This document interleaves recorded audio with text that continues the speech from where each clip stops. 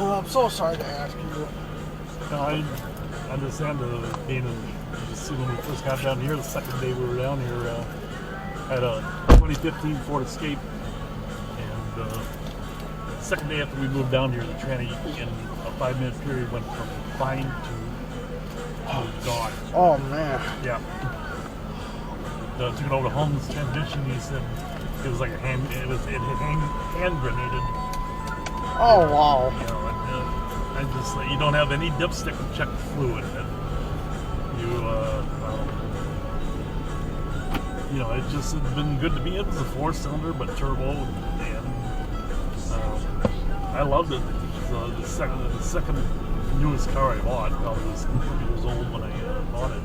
Okay. But like I said, we had like 6 or 8 trips here with stuff. I sold all my tools off. I had worked at Sears for 10 years, so I had like probably $3,000 worth of tools. Oh wow. All top and bottom, multiple, just about every electric, power tool you can think of.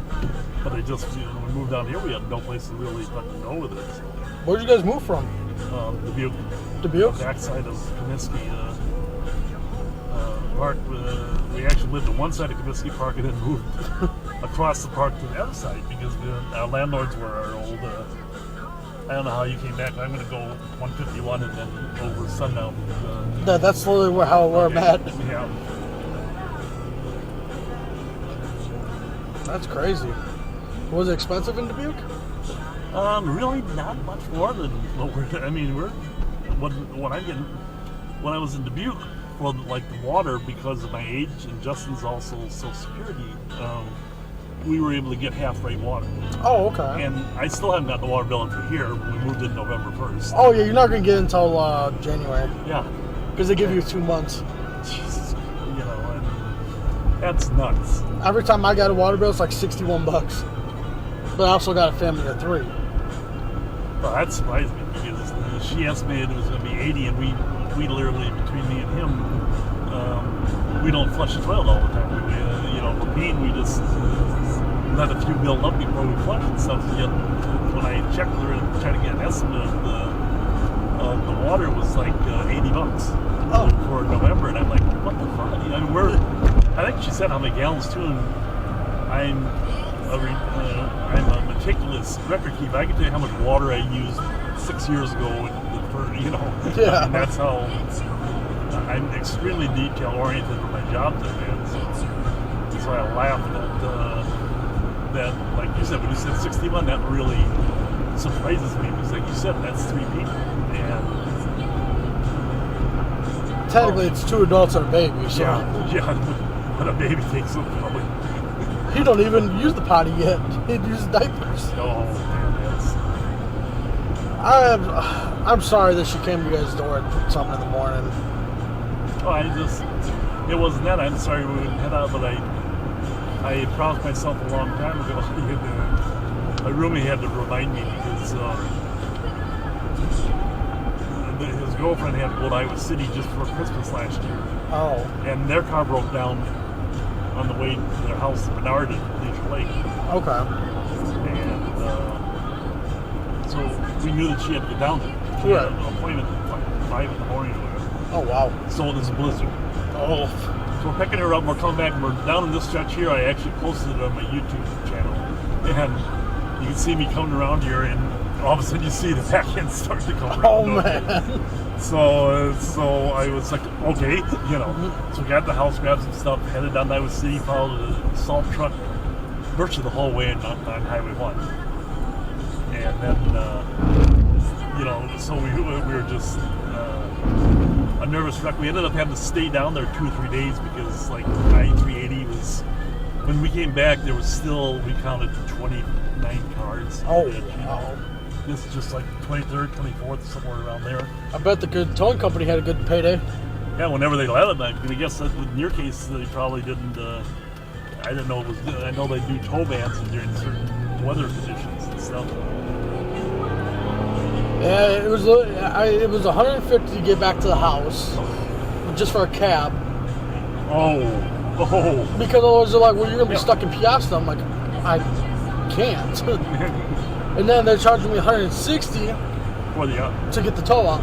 now, okay, and that's just out. Like That's in my just case, I broke down around Cascade with the Ford, and it cost me $160, $170 just back to homes. Back, you know, and That's only 10 miles up the road. Yeah. Oh, 11, give or take. Yeah. So Yeah, they're like, it's 160. And I called I was a bit everywhere. shocked there with, you know, but literally it went from, I turned in that one turn there and transmission was fine. By the time I got down here to Cascade, it started slipping while I was driving and surging. And I'm like, what the fuck?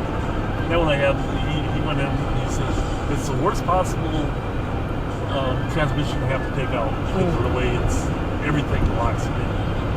And then he says when he opened it up, it just, you know, pieces everywhere. I'm extremely cautious driver, so it's not like I'm slant, you know. My younger years, I blew a tranny out about once a month, you know. Well, When yeah. the 6s, they were easier to replace. Right. But so I would just, that shocked me a little bit, you know, his one had gone up. But see, my dad used to be sheriff's dispatcher, so we were friends with the towing companies. So Gotcha. a lot of times, you know, you get a decent break.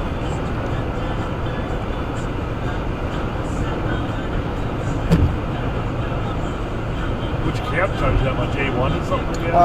Green cab? Green cab.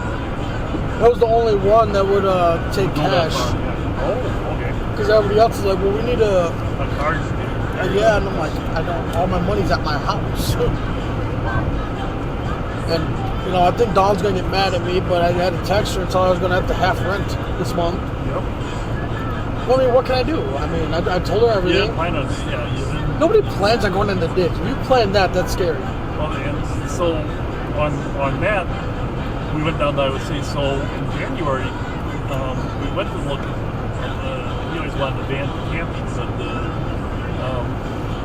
we got like most of the way up to Waterloo, and guys, somebody else needed life. So, you know, we drove a good, we were probably 10 miles outside of Waterloo when the guy tells us, so no, so after we told him we were on his way and this is the time we were going to be riding. Wow. So we had to be, had our eyes on another van in Dyersville, and it was this one. And the farmer owned it. And he turned around and so we contacted him. He not only dropped it, he wanted like 14 for it. And I think Justin got down to 1,000 or else it was like 1,400 and got down to like 800. Oh, wow. They told us the little quirks they had and shit. So we're like, you know, okay. I remember I usually use cruise control.